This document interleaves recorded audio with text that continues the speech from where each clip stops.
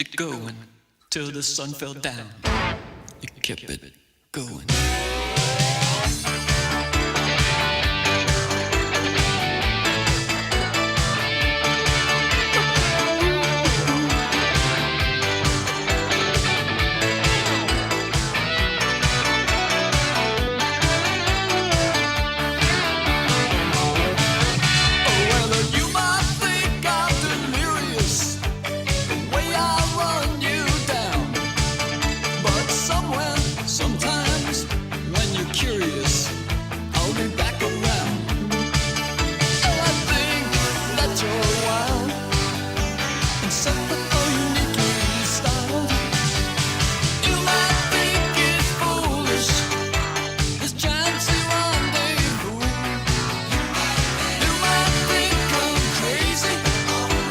Will you shut the door for me, please?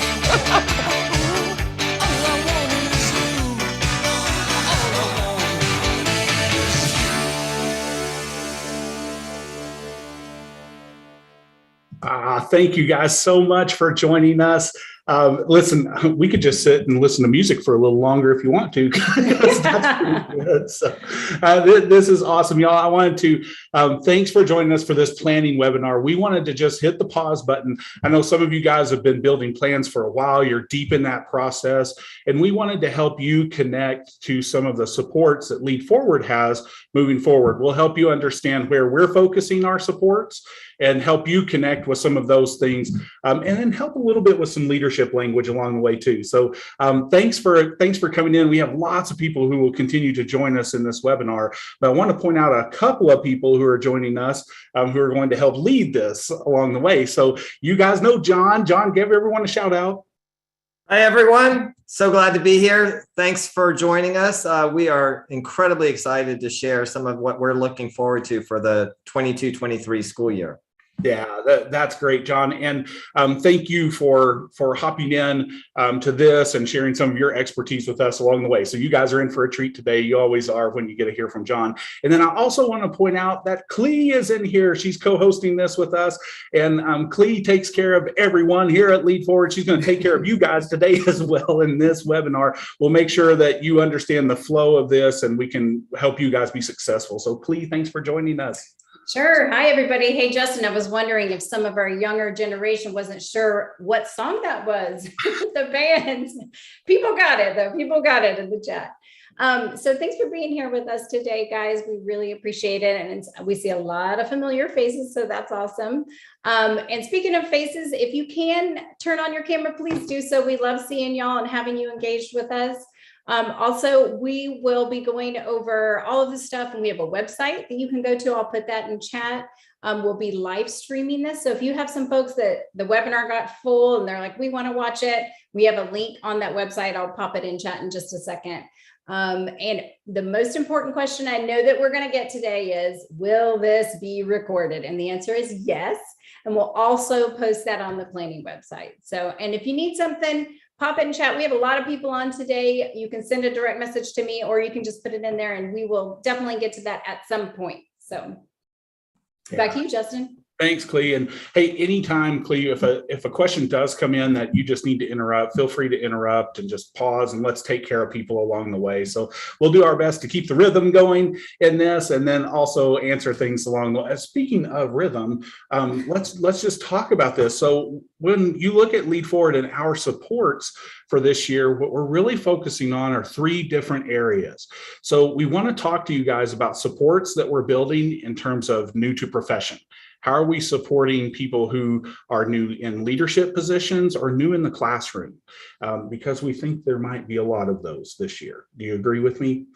Yeah, and so that's one. And then the other is we're going to talk about that transition to the STAAR redesign, STAAR 2.0 as we're calling it. And that's where John's going to come in. He's going to help us talk through a little bit of leadership language around this. And then we'll also talk about the supports we have to help connect, make sure that our assessment and instruction are seamlessly aligned. So John will help us think through that, and then I'll share some supports around this. And then we're going to talk about student growth, which is one of my favorites. favorites because I'm so happy.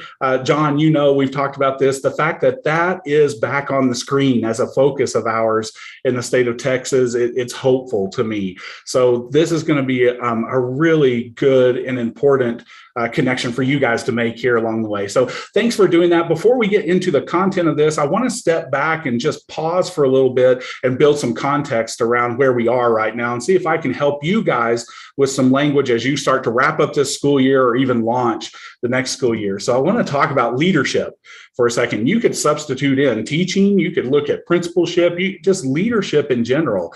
And do you agree with me on this, that when we talk about leadership, it is this artful mix of rhythm and improv, that there's this natural rhythm to the work that we do. And then there's also these moments where we have to stop. We have to just make stuff up along the way. We don't know what the topic of the day might be. And I don't know about you guys, but for the past couple of years, it's felt like we've been doing a little more improv potentially than we have rhythm. As a matter of fact, I see it in your eyes. Some of you out there feel exactly like this, right? It has just almost been, I don't even know where to start. We can't find our rhythm right now. I'm a one-man band. We're trying to get this all done. There's been a ton of improv over the last couple of years, which is fun sometimes and can also be exhausting whenever we're chasing things that we weren't expected. So I want to talk about if we're thinking through that idea of rhythm, that side of leadership, then how do we find our rhythm going forward? What's that going to look like for us? And that's where I wanted to get into this. I want to share an activity with you, or at least a conversation you could lead on your campus or in your district to support this idea of rhythm moving forward. So here we go. I want you to think about this. If you were to complete this thought, it was a good day when. And I want you to think about this from a student perspective for just a second. So go back when you were in the classroom. As a matter of fact, let me help you out with that a little bit. Let's just take a second. Let's go old school. Okay, so come with me.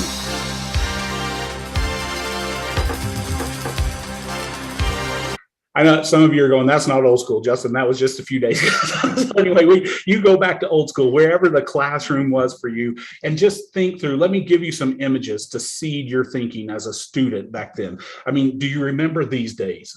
When the parachute came out in PE class, it was one of my favorite back then. Or the tools of the trade. How cool were you when you had a pen that had 4 different colors you could click? Or maybe you were into technology back then. Here's the technology I had. We went on the Oregon Trail many times in the computer lab together. Or this was one of my favorite. When this one rolled into class, you knew it was substitute teacher day, and we're going to watch some Bill Nye together, or whatever that looked like for you. Or how about this? The original Google Classroom, the Trapper Keeper, whenever we had those. Or maybe you had this. And listen, true story. I was digging through some stuff last month. My mom sent over a lot of old school stuff that I had whenever I was younger. 1984 piece of paper had that very sticker on there. I scratched it, still smelled like a pickle. I'm not kidding. It's crazy.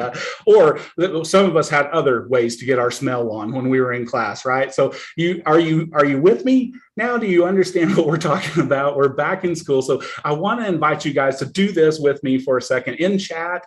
If you want to type it, it was a good day as a student when what happened. So while you're thinking about that, or you're throwing it into chat and reading some of those things, I want to invite a couple of people to share with me. Hey, Clee, will you unmute? Talk to me about this. It was a good day as a student. It was a good day when. Well, I can tell you it was a good day on a Monday morning when I walked into the classroom and looked over at that job chart, and my name was at the top as teacher helper. I got to get up, help the teacher, go to the office. Of course it was. All the lead4ward people on here are nodding. Of course it was, Clee. Yes, we got, okay, so we got the teacher. Kathy, what about you? Kathy's leading our special education conversations around the state. Kathy, it was a good day when you were a student. When I got to diagram sentences. No, I'm totally kidding. Totally kidding. It was a good day when I got to get out of my desk. So maybe that was to go outside or to do a lab or something fun in the classroom, or even go on a field trip. Oh, I like that. So no desk for Kathy. If we're out of our desk, it was a good day for Kathy Clapsaddle for it. Okay. Hey, John, it was a good day when.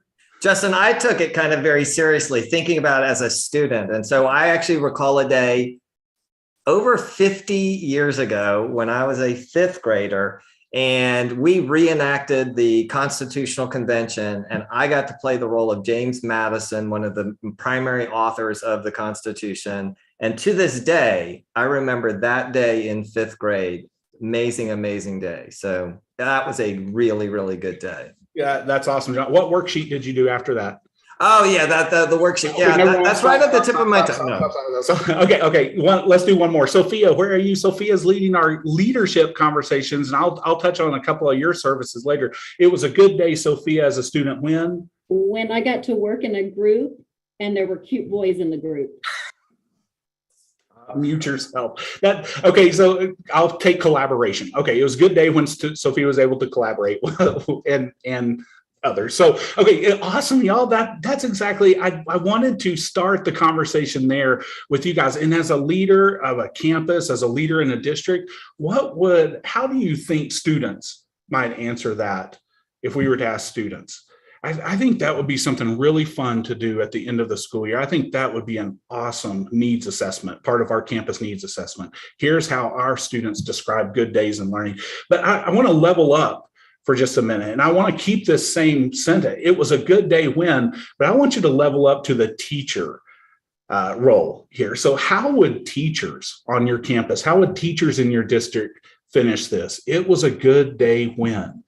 And take a second and throw it into chat if you're out there with us and you want to share. I'd love to see that. Oh, by the way, John Fessenden, Red Rover, thank you very much for sharing that. But okay, go to the teacher side of this. And Brad Gibson, are you on with us? Yes, sir. I'm right here. Oh, all right, good. So Brad, talk to us about that. Back when you were a teacher in the classroom, it was a good day when?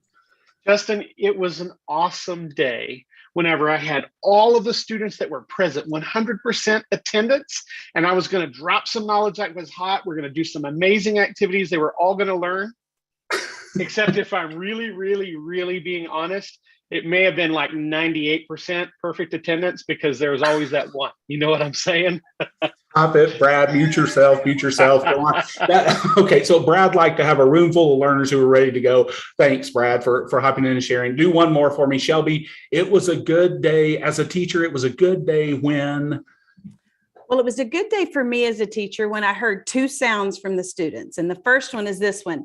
When they would, we're doing some great learning. And I got that one kid who goes, oh, and you're like 7 months, 12 days and 3 hours. I've been trying to get that sound out of you, so that was a great day.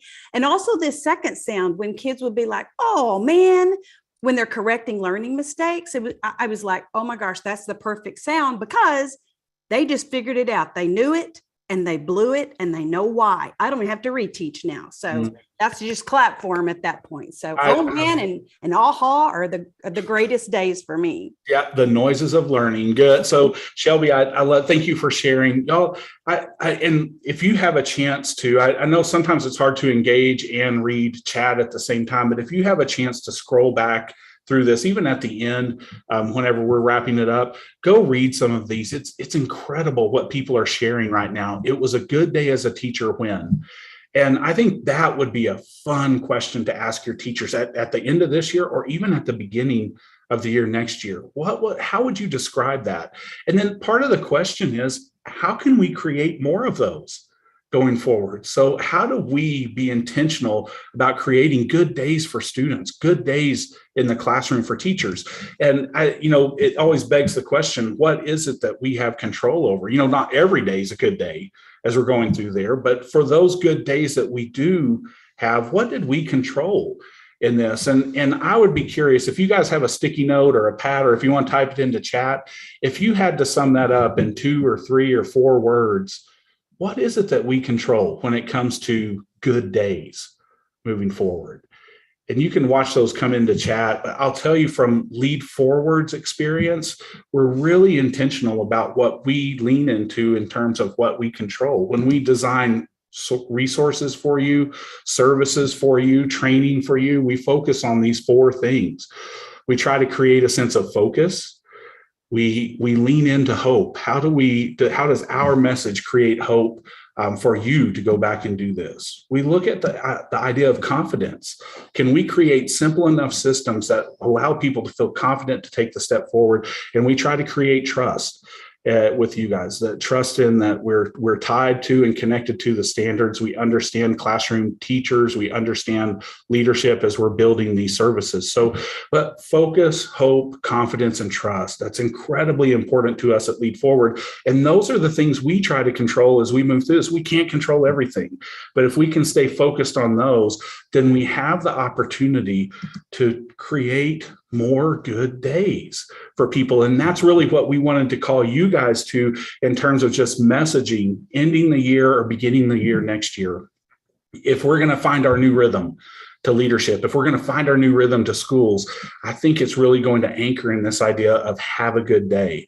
And how can we create more opportunities for people to say, today was a good day? At the end of the day, as students, at the end of the day, teachers, at the end of the day, principals, district leaders, we had a good day today. So here's our encouragement for you. Have a good day. And we'll talk about when you go back and read those comments that were in chat, it wasn't all, I mean, it wasn't full of bringing in food trucks and gene passes and happy hours and there could have been a happy hour comment or two in there, but it really wasn't about changing huge things.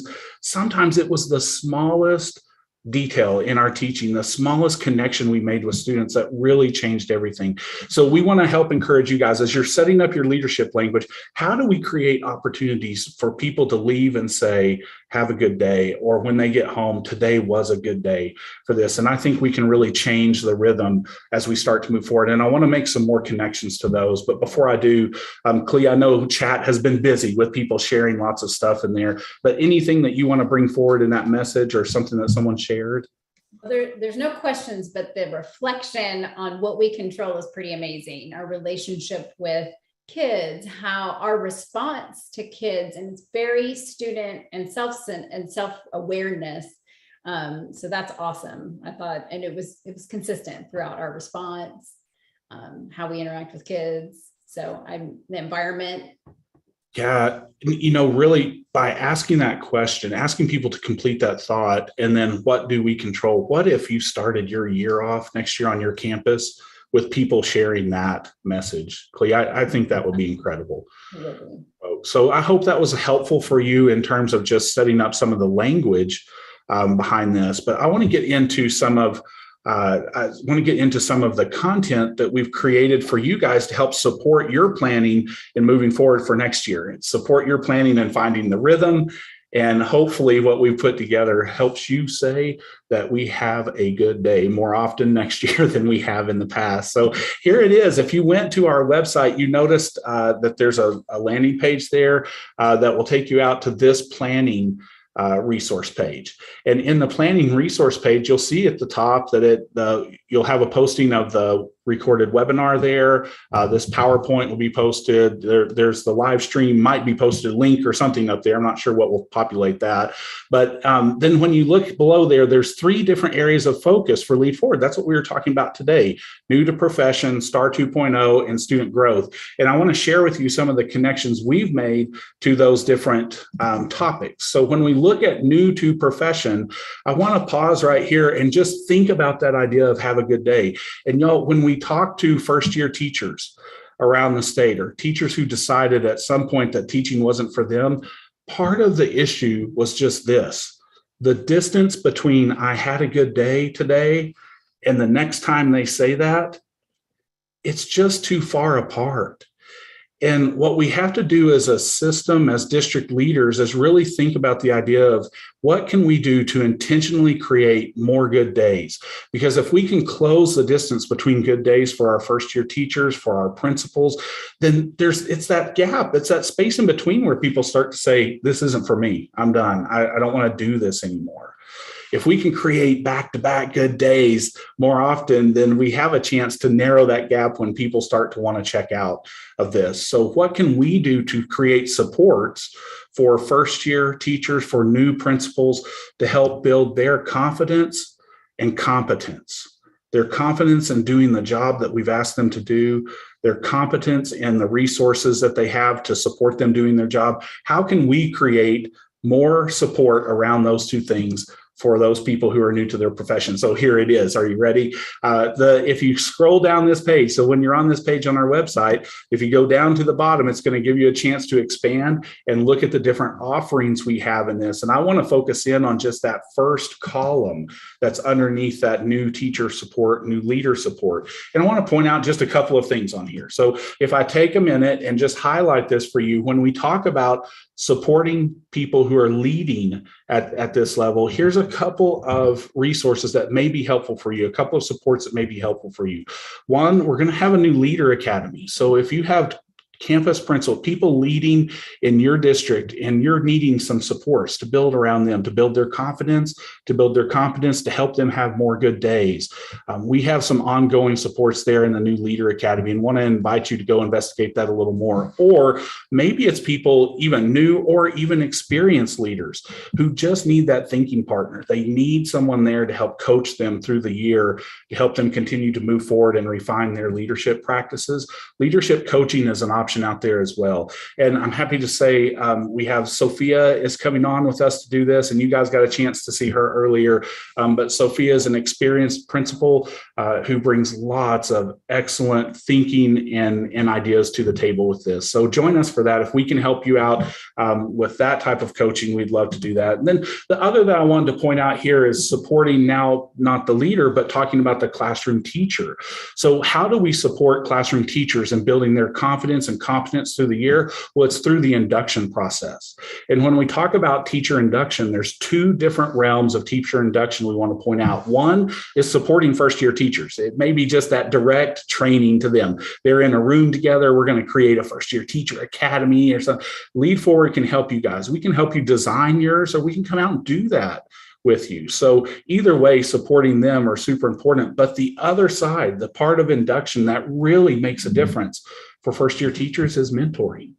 And do we have now trained mentors in our district to help take first-year teachers from where they are today and coach them through to the end of the year so that they're more successful and reach some of their goals along the way? And so that extended mentor training or mentor EPLC, where you can join us through the course of the year, those resources are there to support you as well. So whether you're using your incredible systems inside of your district, or you need to come along with us and let us be thinking partners with you along the way, we would love to do that. And then you can see a couple of other different options for supporting teachers there. Lead4ward 101 is fantastic. If you just say, what is a Lead4ward? That's a great opportunity for people to come in and gather some support there as well. So you'll notice as I'm sharing some of these, please putting the links in chat. Feel free to hop in there and do that and follow those links if you want to explore along the way. Okay, so that was the first column that supports for new to profession. And I hope those are some that are helping connect with you. I want to go into the next column. This one is STAAR 2.0. And I cannot think of anyone better to invite to this conversation than John Fessenden. So John, just please unmute, hop in and take us to school for a little while. Well, awesome, Justin. Thank you for that introduction. I may not give it back to you. I may just keep on talking. But so we have about 315 folks. Hopefully most of you have your videos on. Raise your hand, or you can put it in chat, or you can use the little emotion reaction in Zoom. How many of you either personally or you know a teacher who's a little bit frightened, scared, nervous about the transition to STAAR 2.0? Like just a little scared. Lots of hands going up. Thanks for that. I think that is actually a very logical and rational way to think about it, given the context of this history that we've had in our state of transitioning from one test to another. So even though that's kind of where we are right now, one of the things I think we have the opportunity to do, especially as we go into the summer, is to frame our ongoing work with what I call, what I love the phrase deliberate optimism. Like, where is the optimism in here? And actually, as it relates to STAAR 2.0, I really, really like the hashtag better, not harder. The thing is that STAAR 2.0 is being intentionally designed to be a better test. And by better, that doesn't mean that it is written in nicer font or that the test items are organized better. What it means is that the test is being redesigned to look more like good classroom instruction. And we've spent so much time trying to adjust our instruction to match the test. This is actually going the other way. So the context, why is it that we're so fearful of a change in a test? Well, remember the T's, tabs, teams, TOS, tax, basic to minimum to academic to knowledge and skills. And then we went from those T tests, then we had the S, right? Or we have the S, STAAR.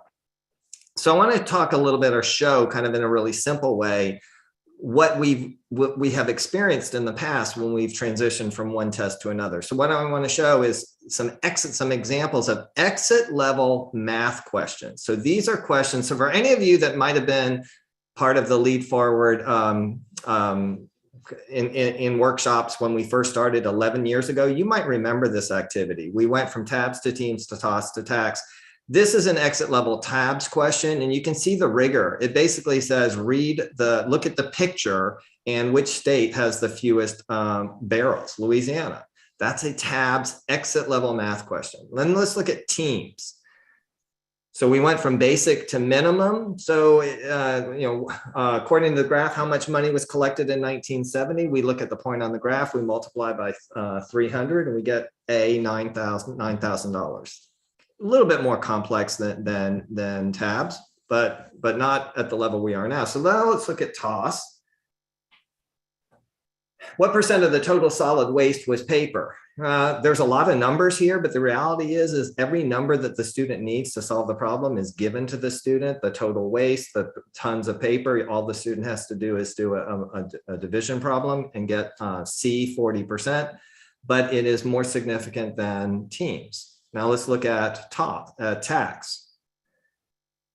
Student council is making a circle graph. What central angle should the sponsor use for the section representing the votes for the student who finished in third place?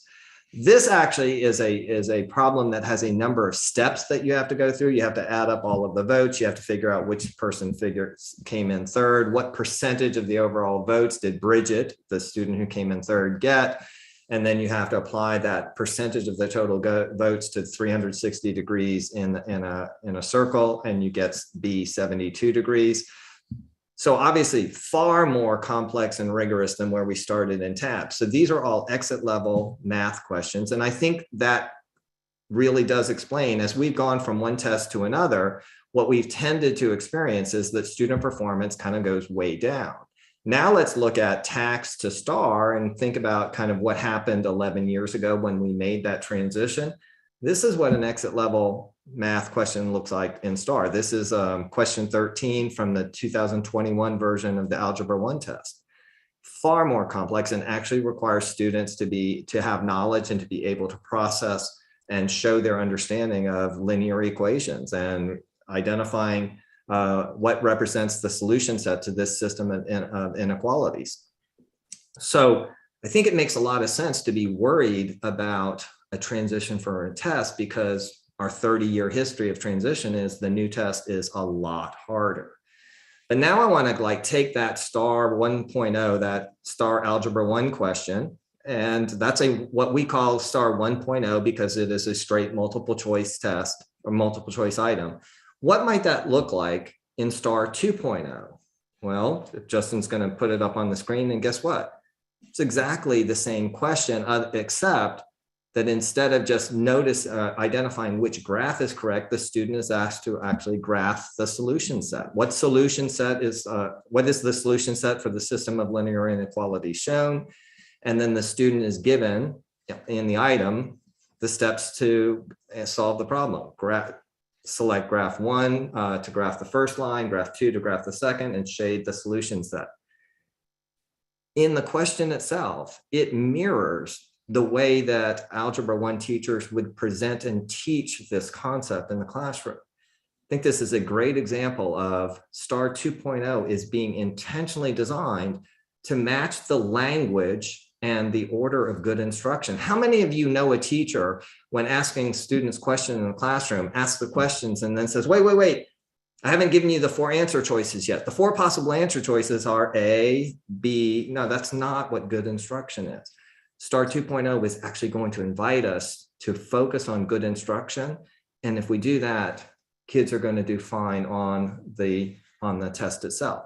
Another thing to kind of allay any of our concerns is that the test is being intentionally designed. So what we have here is like the 4 performance categories for STAAR 1.0 and the 4 performance categories for STAAR 2.0.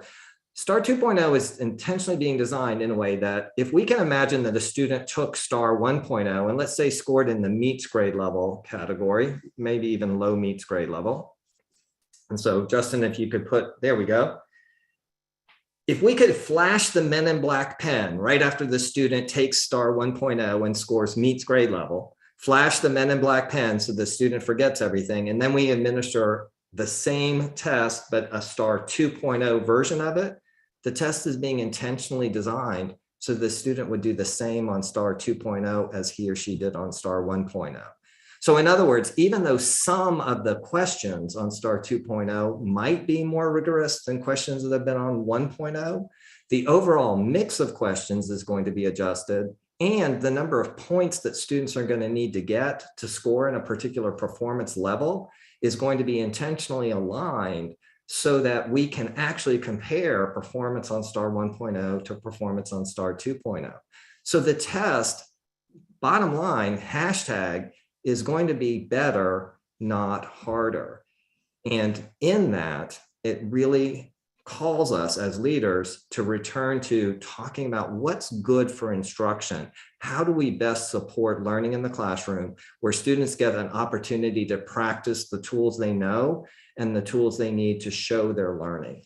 And ultimately, it is actually going to be an assessment that I think really gives us an opportunity as leaders to jump on early to the focusing on good instruction. We're not going to take instruction to match the test. The test is going to be changed to match good instruction. So that's a quick overview on that. Love it, John. So thanks for sharing that and starting to frame that just in terms of leadership language. I love the hashtag better, not harder. And when we look at, your call to really now let's evaluate instruction and make sure that we are meeting the intent of the standards, and that when we have good days in instruction, I mean, you guys describe those to us. When we have those good days of instruction, the more often we can create that, the better we're going to stand at making that transition to this redesigned STAAR test, as a group. So one of the things I want to point out is we have a couple of different classes we've designed this year for you guys to connect with. If I could give you a brief description of those classes. And again, you may have those supports happening in district, but if we can help support you along the way, that's exactly what we want to share and give an opportunity for you to connect with. So one class that you could take advantage of is called STAAR Forward. And in STAAR Forward class, we're really going to break down the redesign of STAAR, start to understand what those different item types look like, start to understand how to navigate the design of the reading selections that are cross content, the writing selections that are there, the 100% online, and make sure we're okay with it. Look at that redesign, and then ultimately talk about what does that mean for us in terms of instruction. And I'll give you a hint. It goes back to the process standards.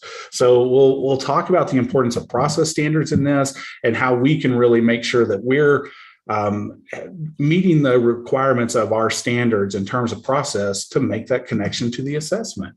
And then we're going to also have a class out this year that's called Plan Forward. So how do we take the very best planning processes we can, talk about how we're helping students learn the content, how we're helping students apply their learning to solve a unique problem, to read a unique text, and then ultimately, how are we helping connect those processes to STAAR as we're moving forward. So we'll be very intentional in this class about helping make those connections for you as well. And then we have a class out there. This class we actually launched last year, but we want you to know it's still here for you.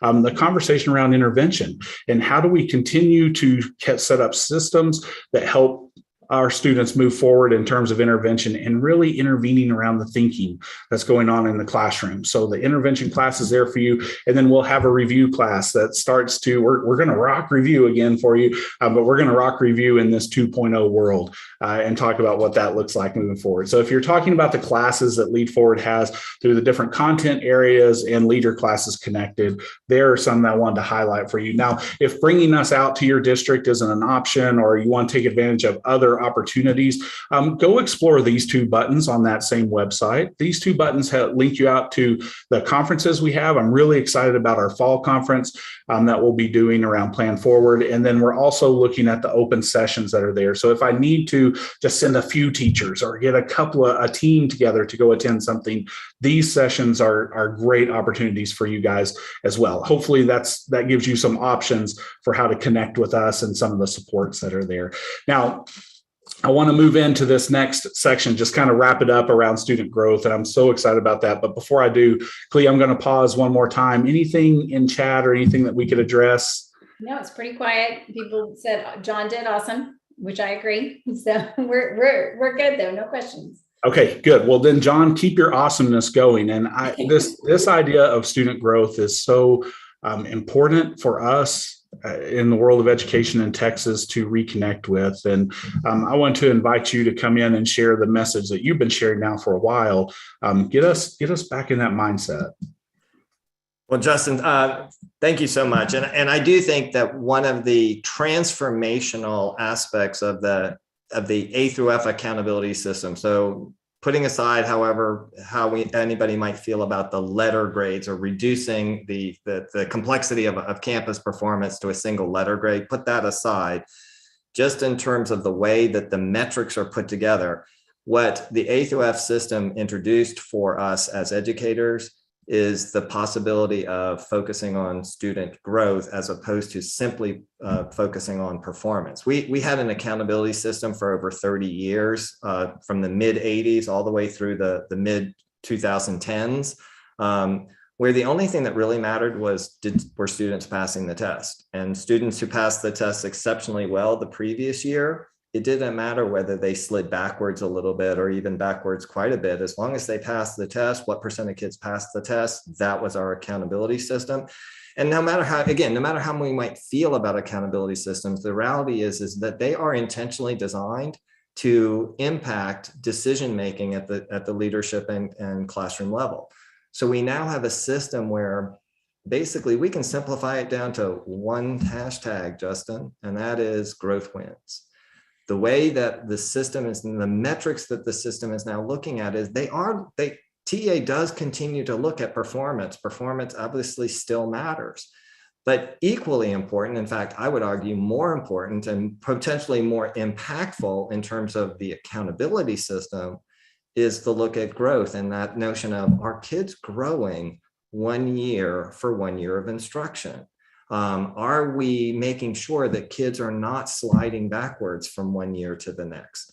And, that I think the transition to STAAR 2.0 will shine an even brighter light on this focus on growth. And TA has committed that growth is actually going to be more important moving into in the future. TA is going to find ways for more tests to be included in the growth analysis so that breadth of focus on annual growth from 1 year to the next is not something that's going to go away. It's simply going to continue to grow. Oh, yeah, growth wins. So that's kind of the thumbnail sketch on that.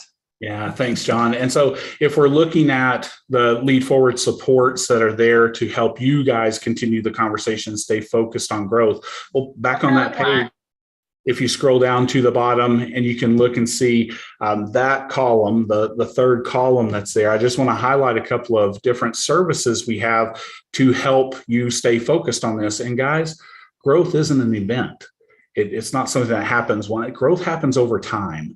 And so if you look at some of the services we've designed, I want to point out a couple of these that are really designed to support teachers, support leaders over time. That first one at the top, John leads a group of Accountability Connect members.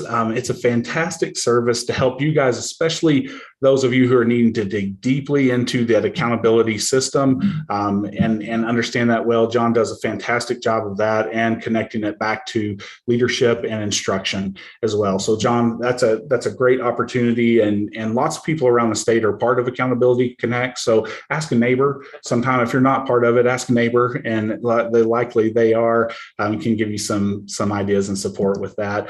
The other service that I wanted to highlight, one other one is the Leading Learning Series. And so the Leading Learning Series takes the highlights of those content classes that I shared with you: STAAR Forward, Planning Forward, Intervention, and Review. And we just spread those out over the course of the year, help pace the leadership conversations for you guys. So come join us in the Leading Learning Series. If that's what you're interested in, go explore the Literacy Academy. If you have teachers in the RLA classrooms who are needing support over time, there's an option for you as well. Special education, I'm super excited about these services. If you haven't had a chance to connect with Kathy and look at some of the redesign for these, this is going to be fantastic. The special ed EPLC is almost acting like a mentorship for special ed teachers as they're working through the course of the year. And then the Inclusion Academy is going to be fantastic. So Kathy, I'm excited about those. And then I wanted to point out the Social Studies EPLC. The Social Studies EPLC has been out there for a while for you guys, but one of the parts that is new as we're moving into this past year and this year is foundations of social studies classroom. So really looking at what does a good social studies classroom include, and then how do we help teachers set up instruction in social studies classrooms for success. So some of the different services that we offer happened over time. Absolutely fantastic ways to support the work that you guys are doing out there in the district right now as we go through this. So let me recap this. When you look at Lead Forward support, the things that we're focusing on this year, we're looking at new to profession. How do we support those people to build confidence and competence along the way? We're wanting to support you guys in STAAR 2.0 and hashtag that better, not harder mentality as we start looking at what it's going to take for us to move forward with success in that redesign. And then ultimately a refocus in our leadership language around student growth, because we know if we focus on that, growth wins. And this is going to create lots of opportunities for us to go through and win the day with this. But John, one of the things we talked about, if you look at all of these different initiatives, these three different things, what ties it back together? If we can create more good days for leaders, more good days for teachers, and more good days for students, we're going to be okay in these areas. And how can we do that intentionally through some of the supports we have in the district and partnering with Lead Forward? So guys, thank you for joining us for this webinar. It was awesome to see your faces out there. I hope we shared a couple of resources that may be helpful for you, some supports that you have or that we've designed that would be helpful for you moving forward, and then maybe a little bit of the connection with the leadership language along the way. So I'll end with this. Have a good day. That's going to be so important for us going forward. So find your rhythm, find those supports for you. Let us know how we can partner with you guys in having a good day moving forward. If you need to stay in contact with us, if you have further questions, info@lead4ward is a really good place to go. And then I think Clee put in the chat our direct email addresses. So if you want to email Justin, John, or Clee, to go through and talk through some of these things, please feel free to do that. We would love to keep that conversation going. So for the good of the group, John, anything else? Nope, I think this is fantastic. Thanks, Justin, for putting this together. Clee, thanks for all of the work in terms of organizing all of the content for this. So excited about 22-23. It's going to be a good year full of good days. I think you're right. Clee, anything else from you to wrap this? No, I just think if anybody wants to stay on and unmute and ask some questions, we're going to hang out for a little bit. So please do that. But thanks for being here. Yeah, that'll be fun. Thank you, guys. Hey, if you need to go, thanks. Give us a wave as you head out. It was good to see you guys. Good to see my friends out there. Thank you guys for all that you're doing, and let us know how Lead Forward can support you moving forward. Anyone else wants to stay on, please feel free. Please feel free to hang out with us for a while. It'll be great.